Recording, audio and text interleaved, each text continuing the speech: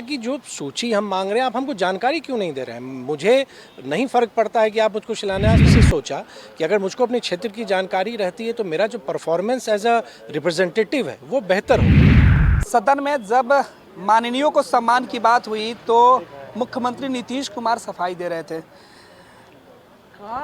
आपने एक सवाल माननीयों को लेकर उठाया था और सवाल 3 पूर्व मंत्रियों पर आ गया। नहीं देखिए, मैंने महसूस किया और मुझको अपने 1 साल हुए हैं 17वीं विधानसभा के, तो मुझको जो कठिनाई लगी तो उस विषय को मैंने ध्यान आकर्षण के माध्यम से उठाया और एक जनप्रतिनिधि, एक विधायक के नाते यही फोरम है जहाँ मैं उस बात विषय को रख सकता हूँ।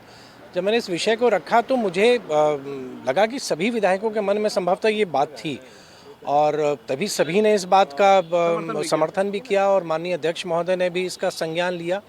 और मेरी भी ये कोशिश थी, मेरा भी एक लंबा अनुभव रहा है सरकार में काम करने का। तो जब मैं 2010 से 15 के बीच में ग्रामीण विकास विभाग का मंत्री था तो मेरे जिम्मे मनरेगा, इंदिरा आवास और जीविका की योजनाएं थी। फिर भी मैंने हमेशा सुनिश्चित किया इस बात को कि जनप्रतिनिधि का जो एक प्रोटोकॉल है, जो सम्मान है, मनरेगा तक में उस शिलापट पर उनका नाम हमने डलवाया।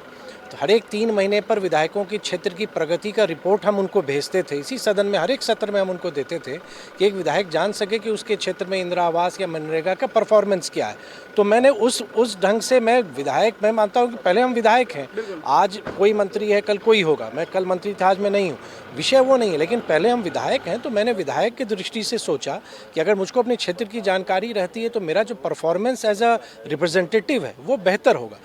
शिलापट पर नाम को लेकर सवाल उठा था। मुख्यमंत्री ने कहा कि जब आप मंत्री हुआ करते थे, विजय शंकर दुबे जी मंत्री हुआ करते थे या अवध बिहारी चौधरी जी मुख्यमंत्री हुआ करते थे, तब क्या होता था। एक बार ये मतलब मुख्यमंत्री जिस तरीके से सफाई दे रहे थे वो क्या वाजिब लगा कि अगर कोई व्यक्ति सवाल पूछता है सदन के अंदर तो मुख्यमंत्री कहे कि आप पहले अपने मंत्रीकाल का समय देख लीजिए।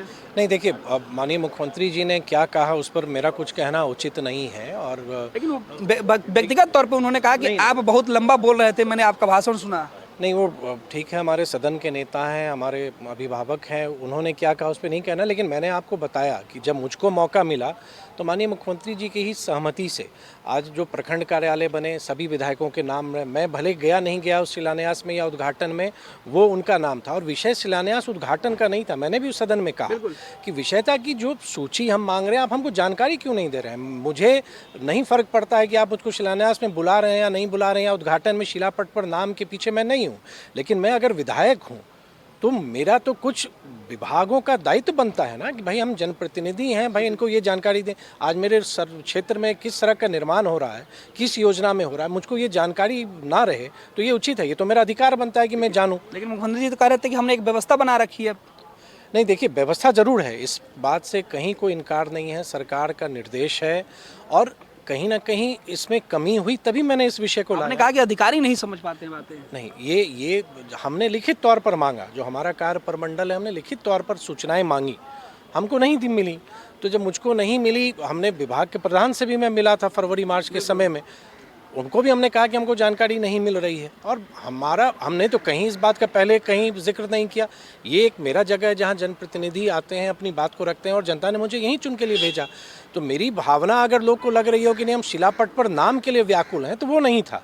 मेरा विषय था कि आप मुझको जानकारी क्यों नहीं दे रहे हैं, और एक विधायक के नाते जानकारी प्राप्त करना मेरा अधिकार है और विभाग का दायित्व बनता है। और क्योंकि मैं स्वयं सरकार में रहा हूं लंबे समय तक, मैंने इस बात का पालन किया और सभी विधायकों को किसी विभाग ने ऐसा काम नहीं किया होगा। आप भी मालूम कर लेंगे कि हर एक जिले की रैंकिंग हम करते थे, हर एक महीने शेयर करते थे और हर एक विधायकों का कॉन्स्टिट्यूएंसी ट्रैकर कि 243 क्षेत्र में उनका क्षेत्र कहाँ है वो भी हम उनको देते। सरकार वाजिब था, तभी कांग्रेस और आरजेडी भी आपके साथ खड़े थे। नहीं देखिए, ये विषय मैं भी नहीं जानता था, मैंने तो अपना अनुभव पे हमने किया। लेकिन जब ये प्रश्न जब आया तो मुझे लगा कतिपय सभी सदस्यों के मन में ये बात थी और सबके अपने अनुभव थे, किसी ने प्रकट किया, किसी ने प्रकट नहीं किया। लेकिन ध्यानाकर्षण के माध्यम से सदन में जिस ढंग से विधायकों की जो प्रतिक्रियाएं आ रही थी तो उससे लग रहा था कि मेरा प्रश्न सही मायने में है और ये सिर्फ मेरा विषय नहीं है। और मुझे जब आप सदन में कोई विषय लाते हैं तो वो व्यक्ति का नहीं होता, वो पूरे सदन का विषय होता है। और पुनः मैं इस बात को मैंने सदन में भी स्पष्ट किया कि शिलापट पर नाम मायने नहीं रखता है। आप सर्कुलर जारी कर दें ठीक है, लेकिन सरकार को सिर्फ सर्कुलर जारी कर देना ही मात्र काफ़ी है। ये फिर कौन देखेगा कि वो इम्प्लीमेंट हो रहा है या नहीं हो रहा है। नहीं हुआ, इसलिए मैंने इस विषय को यहाँ पर लाया। बिल्कुल, तो हमारे साथ नीतीश मिश्रा थे, बिहार सरकार के पूर्व मंत्री, 4 बार विधायक रह चुके हैं। और सबसे बड़ी बात है कि जब यह सदन में सवाल उठा रहे थे तो पहले जो ग्रामीण विकास विभाग के मंत्री हैं वो जवाब दे रहे थे। उनके जवाब से नीतीश मिश्रा संतुष्ट नहीं हुए तो संसदीय कार्य मंत्री खड़े हो गए बताने के लिए, सरकार की उपलब्धि गिनाने के लिए। लेकिन बात जब कई सदस्यों ने उठाई और सत्ता पक्ष के साथ विपक्ष एक स्वर में नीतीश कुमार से जवाब मांगा तो नीतीश कुमार ने कुछ ऐसा सुना दिया कि सवाल पूछने वाले सदस्य अब मुख्यमंत्री के इस फैसले पर उनका नाम तक नहीं ले रहे हैं, क्योंकि वो नेता सदन है और सत्ता में बीजेपी है। तो बीजेपी के विधायक आखिर अपने सदन के नेता के खिलाफ जाकर कैसे बोले। लेकिन विधानसभा अध्यक्ष ने जिस तरीके से मंत्री को सीधे तौर पर चेतावनी दी कि सदस्य को पूरी जानकारी देना आपका दायित्व है, क्योंकि यह उनके मान सम्मान से जुड़ा हुआ है। तो मुख्यमंत्री ने कहा कि मैं मान सम्मान के लिए पर्टिकुलर एक गाइडलाइन जारी किया हूँ, लेकिन जो लोग आज सवाल उठा रहे हैं वो मंत्री थे, तो उनके कार्यकाल में क्या होता था देख लीजिए। उस पर नीतीश मिश्रा ने सफाई दिया कि मैंने अपने मंत्री काल में क्या कुछ किया, वही लोगों को देखना चाहिए। तंत्र मंत्र के बादशाह, भारत के जाने माने सर्वश्रेष्ठ गुरु खान बंगाली, मिलेगा हर समस्या का समाधान गारंटी के साथ। मेरी बेटी की शादी के लिए बहुत से रिश्ते आते थे, पर कोई न कोई अड़चन पड़ जाती थी। इसी वजह से मेरा पूरा परिवार बहुत परेशान था। बाबा जी की दुआओं से आज मेरी बेटी एक बड़े घर की बहू बनी। भटको चाहे जहां, काम होगा सिर्फ यहाँ। गृह कलेश, कर्ज मुक्ति, प्रेम विवाह, जादू टोना, पति पत्नी में अनबन, सौतन या दुश्मन से छुटकारा, विदेश यात्रा में रुकावट, फिल्मों में प्रवेश और कोर्ट कचहरी जैसी समस्याओं का समाधान। गुरु खान बंगाली, घर बैठे पाएं समाधान।